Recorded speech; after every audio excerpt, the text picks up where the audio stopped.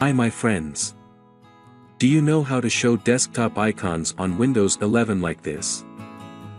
If not, then this video is for you. But if you new, don't forget to subscribe, like, and even leave a comment on this video. Okay, here you can see there is some icons that is missing like PC icon. Let me show how to bring them back. Right-click on desktop. Here select personalization.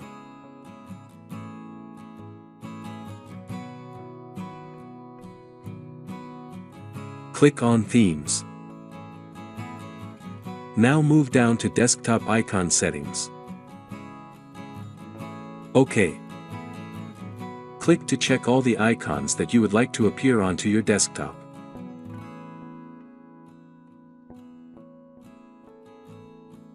After click on apply and then OK.